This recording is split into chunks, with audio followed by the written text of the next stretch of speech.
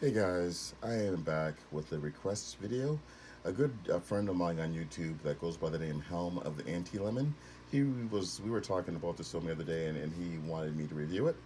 Now, if you're not familiar with Helm of the Anti-Lemon, he has a really awesome channel, and what he does is he does um, music comparisons. So whenever like a metal CD gets remastered, he actually compares the original release with the remaster, and it's really awesome. You can really hear the difference between the music. And sometimes I never really thought much about it when a CD gets remastered, but you can really tell with this stuff. I'll be putting a link to his channel in the description box. He's a really awesome YouTuber, and he's also a really big kaiju fan. He loves his Godzilla. So there'll be a link to his channel in the description box, so go ahead and check him out. All right, so as you can see here, we're doing a review of They Live. And this is a film that I really haven't really thought about in a long time. But I remember seeing this in the theater.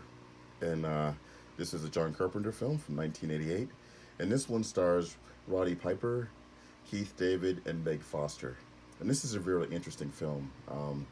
Essentially, it's like a dystopian world. It takes place, I guess, in present day, where a lot of people are being swept to the wayside, and they're not being taken care of, and people are losing their jobs and they're losing their homes. And Roddy Piper, his character, he's like this drifter, and he's like a construction worker, and he just moves from town to town. I think his name is Nada in this, and he's just trying to survive. Like everyone's going day to day trying to survive. People are living in tents and stuff like that, while the rest of the world goes by and ignores them.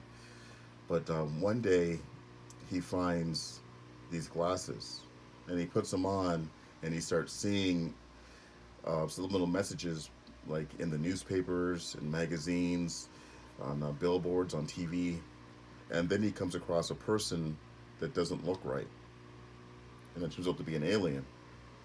So he starts to rebel, and he brings a co-worker into it, Keith David, and they start attacking or doing an uprising against these aliens. This is a really great idea for a movie.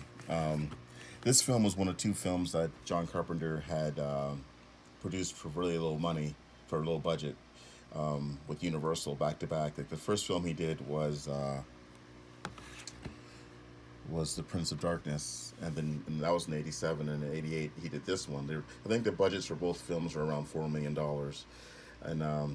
and this film is really interesting because this one has a social message, and because essentially there's when he finds out that the aliens have taken over the world, and not only that, that there are humans that are helping them, the aliens, strip the earth of its resources for financial gain, and they're okay with it.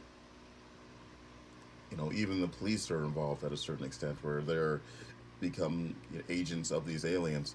This is a really interesting film, and it's interesting in a sense because the story is kind of heavy, but at the same time, the film is kind of has a light tone to it. It's not overly preachy, or it really could be, like because the story is kind of serious, but the film itself is at times played for laughs, and it's kind of like just an action film. You can watch it as an action film, or you can also watch it as a more serious film. It'd be really cool at some point if like something like HBO would to get the rights to this and turn this into like a miniseries, because this film has a very abrupt ending, and I was always curious to see what would happen after everything is revealed at the end of the film. Like this film kind of ends on a joke where I don't really want to spoil it, but there's like a sex scene, and then someone realizes the person they're sleeping with isn't who they think it is. So, but I do enjoy this film. I'd love to see at least a sequel or something where it continue on the story for this. Preferably like a miniseries where they can really get into the inner workings, because there's a fair bit of world building in this film in like the short 90 minutes that it's on. All right, guys, so that's it. That's my review for They Live, and be sure to check out Helm of the Anti-Lemon. He has a really awesome channel. He puts a lot of work into his videos, so much so that he can only really do one or two videos a month, but they're really great videos, especially if you like metal. If you like your metal, and if you're curious about whether to pick up the latest edition of an old CD, he's the channel to check out. Thanks for watching, guys, and I'll talk to you all later.